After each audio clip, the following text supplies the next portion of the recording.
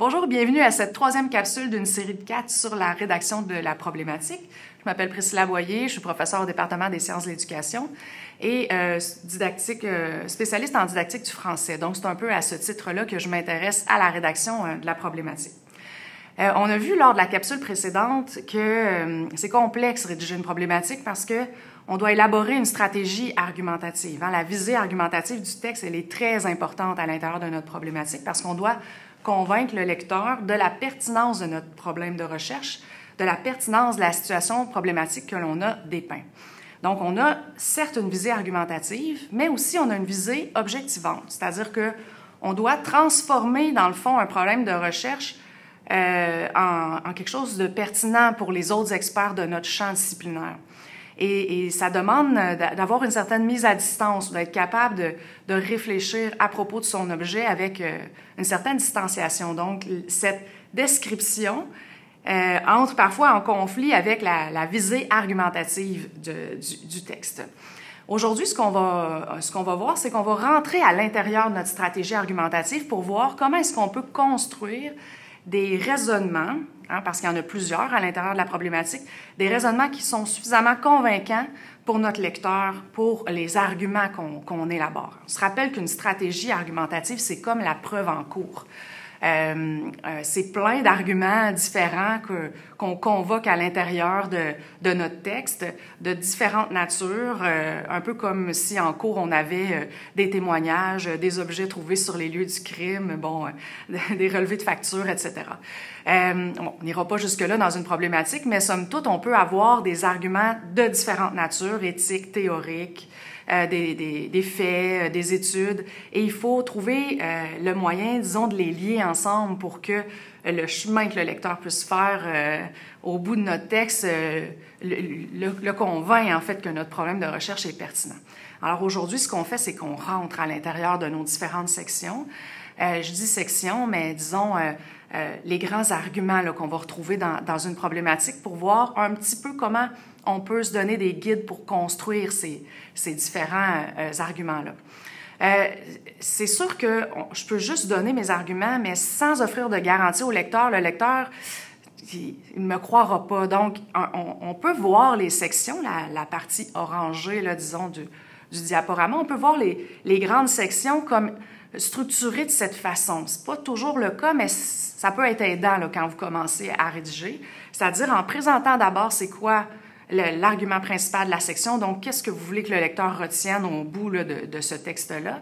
Et ensuite, vous allez apporter des explications, apporter des justifications, ce qu'on appelle dans le fond des garanties au lecteur que ce que vous avez dit est vrai et véridique. Donc, il peut effectivement le constater.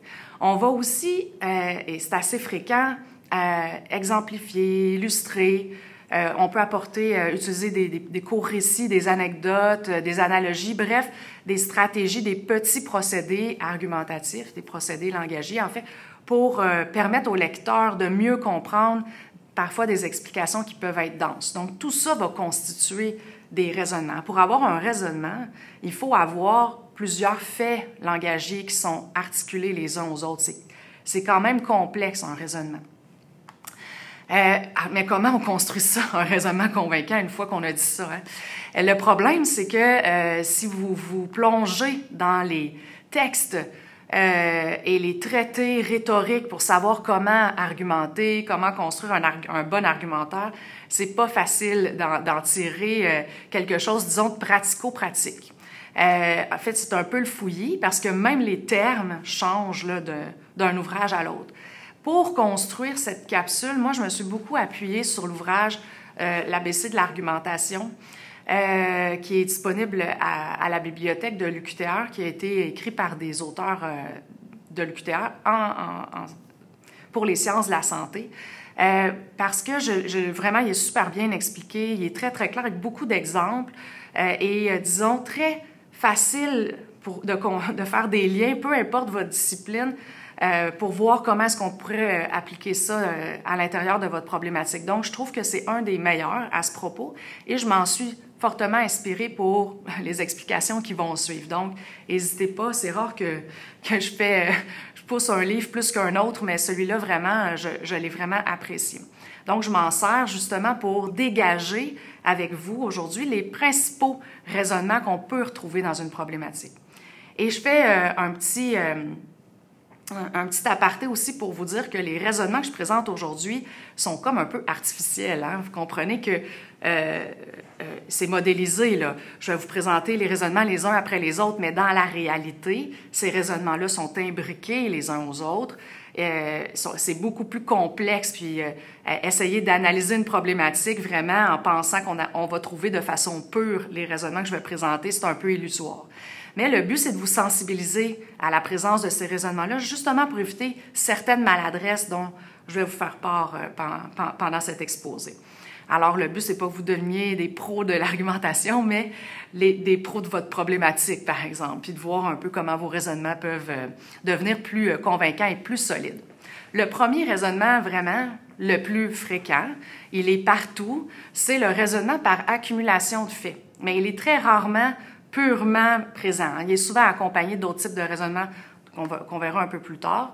Mais le raisonnement par accumulation de faits, c'est simple, c'est tout simplement de présenter un argument et ensuite d'accumuler des faits pour pouvoir prouver ce qu'on vient d'avancer. Alors, je pourrais dire, par exemple, que les élèves du secondaire ont beaucoup de difficultés à maîtriser la virgule dans leur texte et passer plusieurs pages à présenter des études, des enquêtes, aller chercher les résultats du ministère, donc à appuyer avec beaucoup de faits différents cet argument-là pour qu'au terme de la section, vous soyez vous aussi convaincu que c'est réel. C'est vrai que les élèves du secondaire ont de la difficulté avec la virgule. Donc, c'est assez simple dit de cette façon, mais il y a plusieurs maladresses que j'ai pu observer au fil du temps avec les étudiants dans l'utilisation d'un argumentaire de cet ordre. D'abord, le premier, c'est vraiment de présenter des faits, mais sans les interpréter. Donc, c'est comme si implicitement, si on lit entre les lignes, on comprend ce que l'auteur voudrait nous dire, mais c'est pas dit dans le texte. Hein.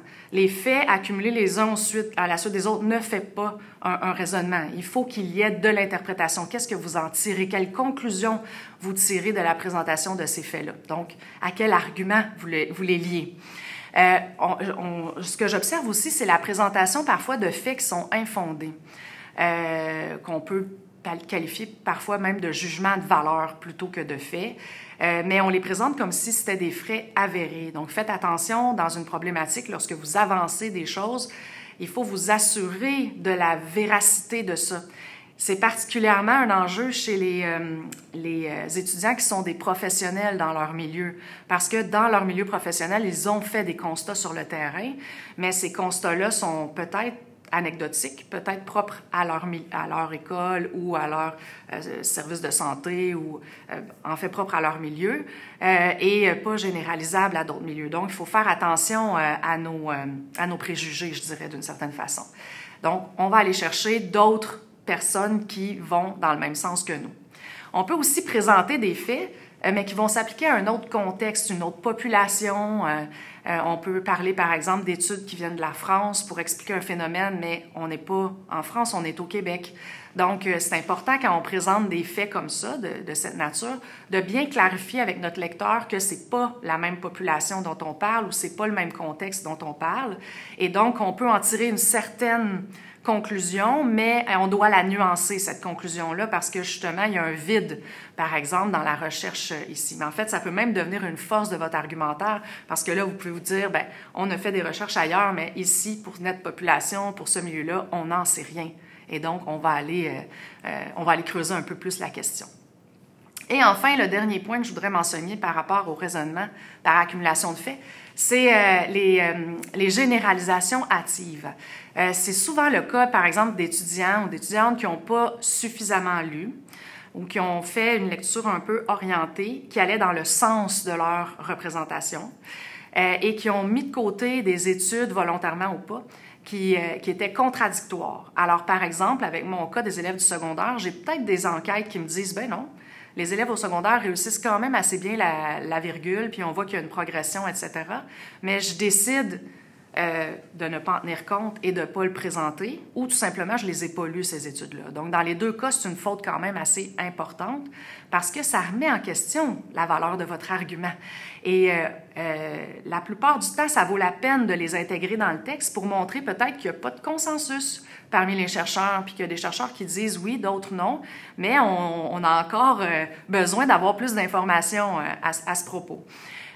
Ça peut aussi être carrément une faute beaucoup plus grave parce que peut-être que votre argument est absolument caduc et pas du tout pertinent et vous avez fait fi de ça. Donc ça, quand on découvre comme ça que les faits ne sont pas en corrélation avec nos représentations, bien, des fois, ça nous oblige à changer notre projet, à le réorienter autrement parce qu'on apprend en lisant à propos de notre situation problématique. Donc, ça peut être difficile là, lorsqu'on fait ce type de constat.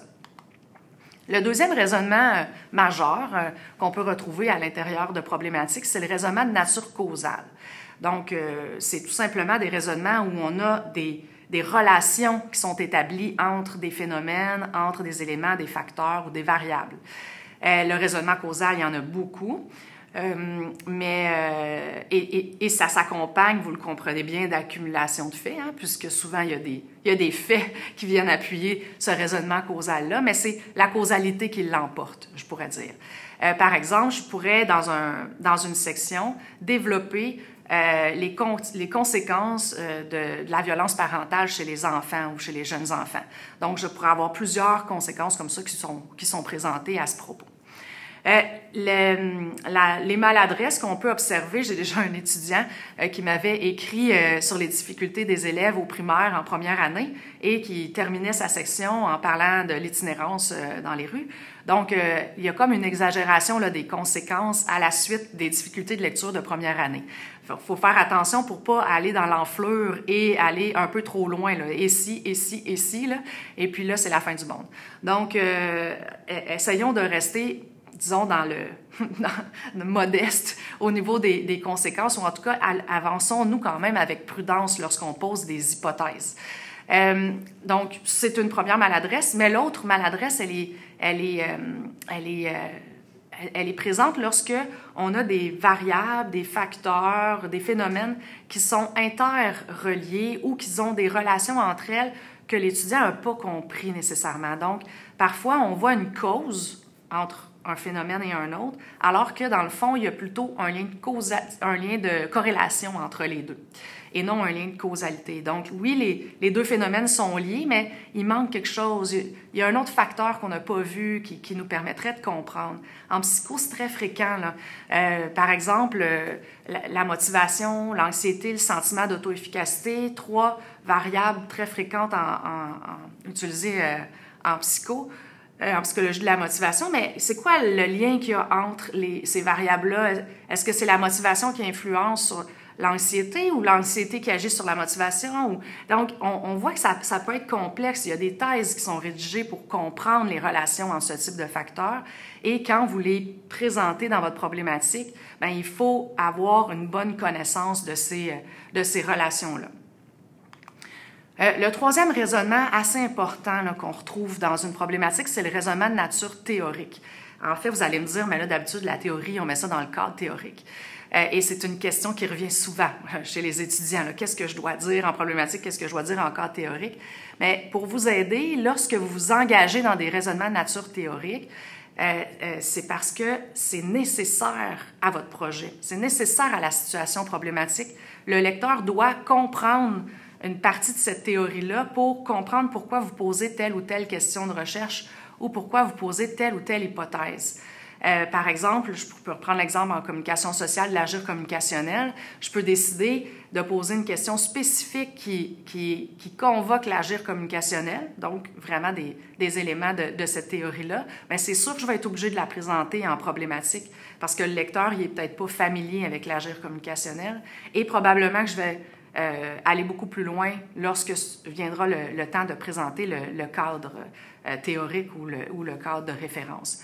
Donc, c'est comme un fragile équilibre à saisir. Le raisonnement théorique est plus important que juste faire des petites explications ou des passages où on clarifie des concepts. C'est vraiment parce que ça repose sur un penseur, une théorie élaborée et relativement complexe. Le danger là-dedans, c'est... Mais d'abord, c'est de ne pas maîtriser la théorie, ça c'est une chose, puis c'est complexe des théories. Hein? Mais c'est surtout de trouver cet équilibre-là. Donc, des fois, quand on s'engage trop dans les explications de nature théorique, on perd le but de notre problématique qui est de convaincre notre lecteur de la pertinence d'une situation problématique. Puis là, le lecteur, après 3-4 pages, il se dit « Mais coudonc, je suis un peu perdu là, où est-ce qu'on s'en va avec tout ça? » Alors, il faut arriver à bien doser et c'est tout un art que de réussir à le faire. Enfin, le dernier raisonnement le plus important qu'on peut retrouver, c'est le raisonnement éthique. C'est intéressant parce que dans l'ouvrage de Drolet, Lalancette et Cathy que je présentais tout à l'heure, c'est vraiment super bien expliqué le raisonnement éthique, puisqu'en sciences de la santé, forcément, il y a énormément de raisonnement éthique. Mais je vous dirais qu'à peu près toutes les disciplines sont traversées par des enjeux éthiques, certaines plus que d'autres, ou certaines de façon plus explicite que d'autres. Donc, ces auteurs, en fait, détaillent 4 sortes d'arguments de nature éthique. On a l'argument de nature déontologique. Donc, dans le fond, cet argument-là, c'est les droits et les responsabilités. Et donc, on va élaborer un raisonnement qui va reposer sur les droits de l'enfant. Par exemple, je donne l'exemple de l'inclusion scolaire, mais je pourrais dire que oui, c'est important, je suis favorable à l'inclusion scolaire parce que c'est un droit de l'enfant d'avoir accès à des milieux comme tous les autres enfants, puis de ne pas être mis en marge. Je pourrais dire que c'est la responsabilité de l'école d'offrir ce type de milieu-là et ce type d'encadrement-là pour les enfants. On peut présenter des arguments de nature utilitariste aussi. Bon, le nom a l'air pas très sympathique, mais en fait, on le fait très souvent. Présenter, dans le fond, les coûts et les bénéfices qu'on peut tirer d'une situation ou d'un contexte. Alors, dans le cas de l'inclusion scolaire, par exemple, je pourrais développer un argumentaire qui met en lumière le coût. C'est sûr que ça demande de former des enseignants, ça demande d'adapter les écoles, donc ça demande de gérer des inquiétudes des parents, etc. Donc, il y a des coûts associés à ça, mais il y a des bénéfices.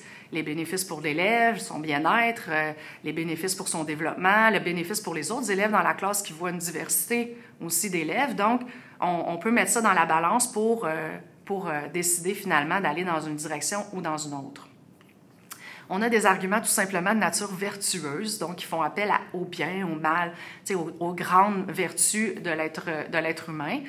C'est rare qu'ils sont très élaborés. Souvent, c'est des petites lignes ou des passages. Parfois, les raisonnements de nature éthique traversent les autres raisonnements. Là. On sent qu'il y a une dimension éthique là, qui est élaborée derrière sans que ce soit trop appuyé. Et finalement, il y a un argument qui est difficile à manipuler.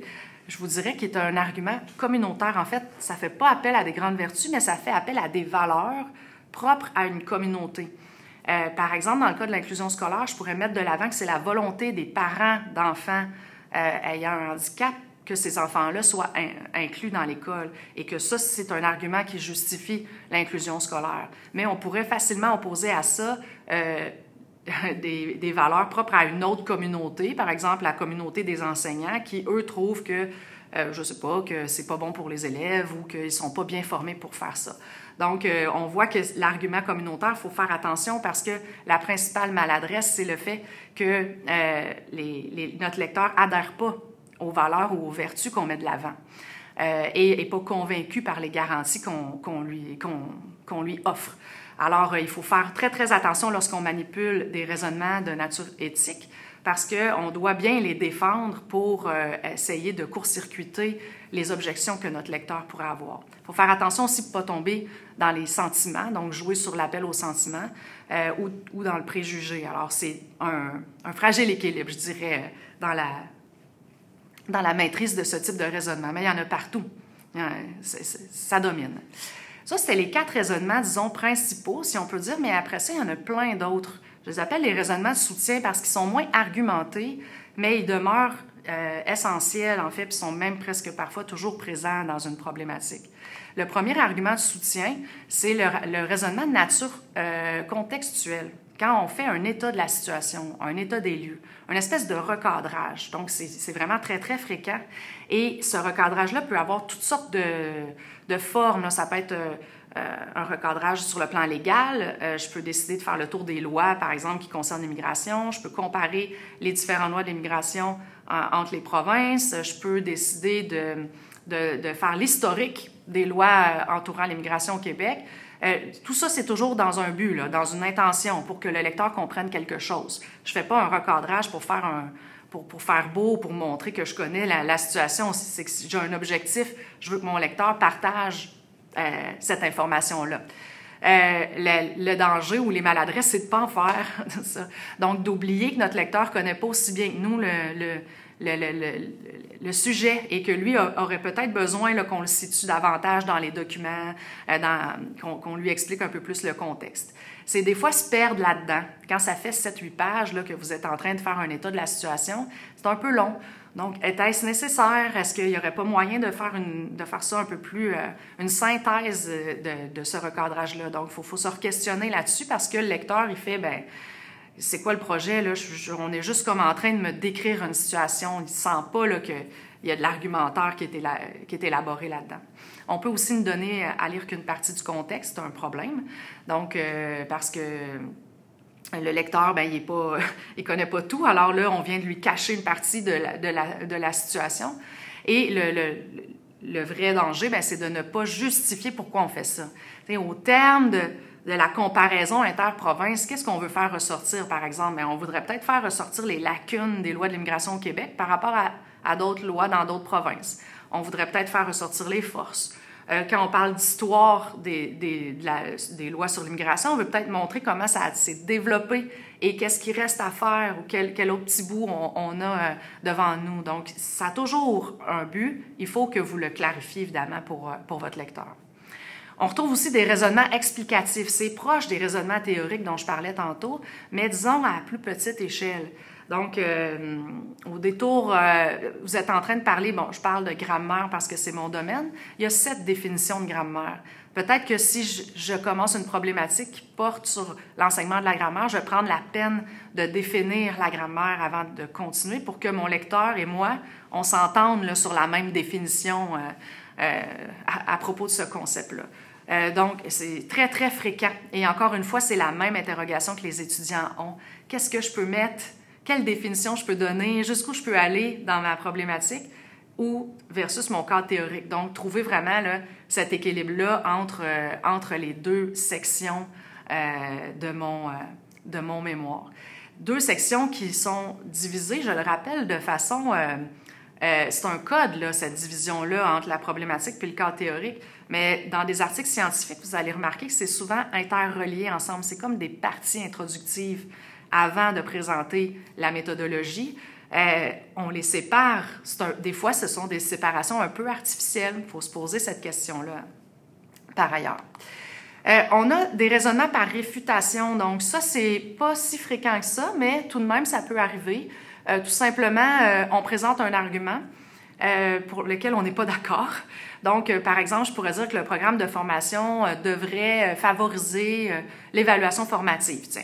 Et donc, j'ai utilisé le « devrait hein, », on est au conditionnel, et là, je vais m'employer dans les prochains paragraphes à démolir cette idée. Donc, en fait, pour pouvoir que le lecteur comprenne que finalement, non, le programme de formation ne permet pas met pas de l'avant l'évaluation formative. Alors, c'est très efficace comme argumentaire parce qu'on anticipe, disons, les résistances de notre lecteur, mais lorsque c'est fait maladroitement, on lui donne aussi des arguments contre notre projet. Donc, si on n'est pas arrivé à convaincre le lecteur par notre argumentaire, bien, tout à coup, il y a des armes un peu contre nous. Hein? Donc, ça, il faut y aller avec délicatesse, je dirais. Et finalement, il y a plein d'autres petits procédés qu'on peut retrouver à l'intérieur. L'appel à l'autorité, ça, c'est très, très fréquent. Alors, à peu près dans tous les raisonnements que je viens d'énoncer avec vous, on va retrouver de l'appel à l'autorité. On va faire appel à des experts dans notre domaine. On va faire appel à des études. Et il faut faire attention dans ce contexte parce qu'il faut s'assurer que l'expert qu'on convoque, bien, il est vraiment spécialiste de ce domaine-là en particulier et que c'est vraiment lui qui a dit ce qu'on rapporte dans le texte. Lorsqu'on se rend compte que notre expert n'est pas assez connu, ça vaut la peine d'expliquer dans le texte c'est qui cette personne-là. Est-ce qu'il est professeur? Est-ce que c'est un professionnel? Sur quoi il a travaillé? Donc, des fois, un petit contexte, une petite phrase permet au lecteur qui ne le connaît pas de dire « Ah, OK, je reconnais donc la compétence de cette personne. » Des fois, il y en a qui se passent de présentation, mais d'autres non. Même chose pour les études. Quand vous citez, par exemple, un article, il faut faire attention, il faut rendre à César ce qui revient à César. Si vous citez un article où on présente au début un concept, je ne sais pas, justement l'agir communicationnel, et puis vous citez dans votre problématique que cet auteur-là a parlé de l'agir communicationnel, bien attention, il s'en est servi dans son article, mais c'est pas ça ses conclusions. Donc, il faut être capable de retourner à la source. Qui a vraiment parlé finalement de l'agir communicationnel? Donc ça, c'est délicat. Souvent, si vous utilisez par exemple des éléments qui se retrouvent en problématique ou en cadre théorique d'un article, ça ne veut pas dire que ça appartient à l'auteur qui a rédigé cet article-là. Donc lui-même s'est référé à d'autres. Puis là, ben, de fil en aiguille, on en perd un peu le sens du texte premier. Alors, il faut revenir au premier texte lorsque c'est possible de le faire. Utiliser des études aussi qui sont le plus récentes possible. Évidemment, avec tous les bémols que ça... Parce que parfois, des fois, il y a des sujets qui sont abandonnés dans le temps. Donc, on en a parlé dans les années 70, tout à coup, whoop, dans les années 80, on n'en parle plus. Ce domaine-là, ce champ-là est abandonné. Il faut se poser des questions. Pourquoi il est abandonné? Il y a peut-être des bonnes raisons aussi à l'abandon d'un champ. Mais peut-être que ça vaut la peine de le réveiller puis de le réinvestir de nouveau. Ça va être à vous de voir, mais il faut faire attention. Il y a d'exemples, j'en parlais tantôt, l'exemple, l'illustration, le récit, l'anecdote, l'analogie. Ça, c'est plein de petits procédés qui permettent, dans le fond, au lecteur, quand les passages sont très, très denses, très théoriques, de visualiser quelque chose, de visualiser, par exemple, un raisonnement causal. On le voit à l'œuvre dans un schéma. Quand il y a des termes très spécialisés, de montrer, de donner un exemple, de l'illustrer, ça peut vraiment être aidant. L'analogie, c'est de faire une comparaison, tu sais, du type la vie, c'est comme une boîte de chocolat, on ne sait jamais sur quoi on va tomber. Ça, c'est une belle analogie. Maintenant, est-ce que ça me permet vraiment de comprendre c'est quoi la vie? Je ne sais pas. Mais donc, il faut faire attention dans l'usage de ce type de procédé parce que des fois, ça peut même induire une fausse représentation. Hein? Dire que le cerveau fonctionne comme un ordinateur, ben moyennement. Donc, il y a comme des fausses représentations qui sont construites avec ça. Quant à l'anecdote, c'est intéressant. On peut, disons, incarner dans une situation, dans des personnages, des éléments théoriques. Mais le problème de l'anecdote, c'est que ça peut amener une touche de familiarité dans le texte et il y a certains chercheurs qui détestent ça. Et dans certains domaines, c'est pas du tout permis. J'ai lu une thèse récemment au niveau du processus dynamique de création puis de la perception et tout le début de la thèse, c'est un récit intimiste où la personne explique comment elle se sent quand elle se réveille, puis avec les couleurs, puis l'odeur du café, puis ainsi de suite. Je suis pas sûre que ça passerait, ça, ce long passage-là, qui était un récit intimiste, dans plein de disciplines. Donc, il faut bien connaître son champ pour voir un peu c'est quoi les limites, et puis décider si on décide de les transgresser ou pas. Donc ça, c'est un petit bémol à apporter. Alors, vous voyez, ça faisait un tour quand même assez rapide, mais on voit qu'il y a beaucoup de raisonnements de nature différente. Puis comme j'expliquais, hein, ils sont imbriqués les uns dans les autres. Mais je vous rappelle de ce petit truc de rédaction pour vous aider, surtout si vous avez de la difficulté. Partez toujours de votre argument principal. Qu'est-ce que vous voulez que le lecteur, au terme de la section, comprenne ou admette? Et après ça, apportez-lui différentes garanties, différentes explications, justifications, exemples pour qu'il puisse comprendre très, très bien ce que vous voulez dire. Et au terme de la section, qu'est-ce qu'on fait? On rappelle cet argument avant de diriger notre lecteur vers la prochaine section. Donc, de cette façon, vous allez vous assurer de construire une bonne stratégie argumentative. Mais faites attention, c'est peut-être mon dernier conseil. Vous pouvez avoir les meilleurs raisonnements, là, mais si vos raisonnements se contredisent, si ce n'est pas logique et cohérent tout le long de la route, vous allez confondre votre lecteur, puis ça ne fonctionnera pas, ça ne tiendra pas la route. Donc, faites attention de rester quand même cohérent à l'intérieur des raisonnements que vous élaborez. Alors voilà, ça clôt cette troisième capsule. À la prochaine capsule, on va voir une partie, disons, la face cachée de la stratégie argumentative qui concerne le positionnement de l'auteur ou de l'autrice. Alors, merci beaucoup, bonne journée.